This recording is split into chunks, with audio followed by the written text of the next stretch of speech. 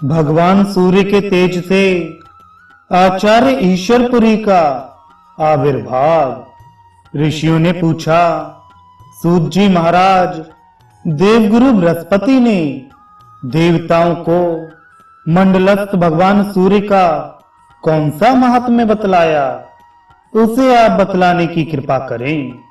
सूत जी ने कहा, ऋषियों, प्रयाग में जब देवगुरु बृहस्पति अपने आसन पर आसीन थे, उस समय देवताओं के साथ इंद्र ने भगवान सूर्य के तत्काल प्रसन्न होने के लिए जिस महात्म्य को बतलाया था, उसे आप सुने। बृहस्पति ने देवताओं से कहा, देवगणों, बहिष्मती नगर में धार्त शर्मा नामक एक ब्राह्मण ने पुत्र प्राप्ति के लिए तपस्या कर प्रजापति ब्रह्मा को संतुष्ट किया। 5 वर्ष में भगवान प्रजापति संतुष्ट हुए और उन्होंने पुत्र, कन्या एवं पुनः पुत्र, इस प्रकार 3 संतान प्राप्त करने का वर प्रदान किया। धार्त शर्मा को 1 वर्ष के अंतर से 3 संतानें उत्पन्न हुई।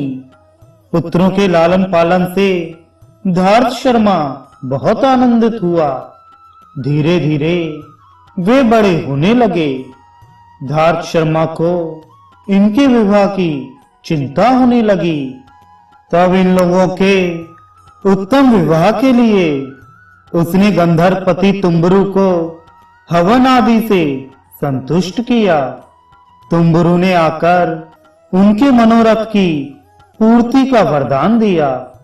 धार्त शर्मा वधु और जमाता को देखकर बहुत प्रसन्न हुआ, किंतु इन लोगों के विविध अलंकारों और धन वस्त्र आदि की प्राप्ति के लिए वह चिंतित हो गया। वह 60 वर्ष का हो गया। उसने पुनः धनपति कुबेर की विधिवत पूजा की।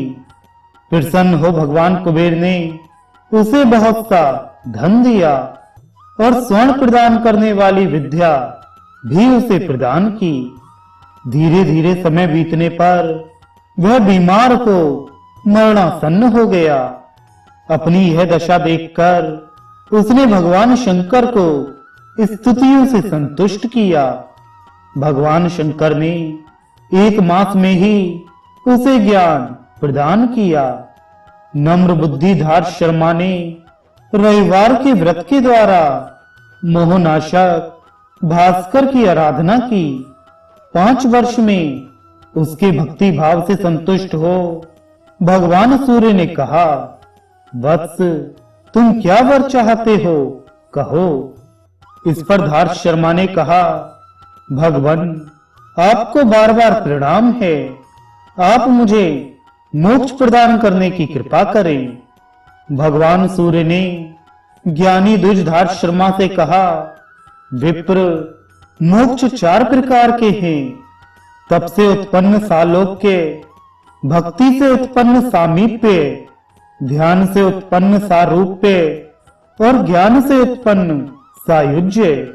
इन चतुर्भुज मोक्षों के अधिष्ठाता परम परमेश्वर हैं।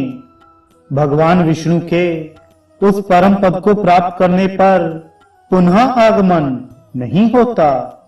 विप्रेंद्र, तुमको सायुज्य मोक्ष की प्राप्ति होगी और मनवंतर पर्यंत तुम्हारा वह मोक्ष वर्तमान रहेगा। ऐसा कहकर भगवान भास्कर अंतर्धान हो गए और विप्र को मोक्ष प्राप्ति का वर प्राप्त हो गया।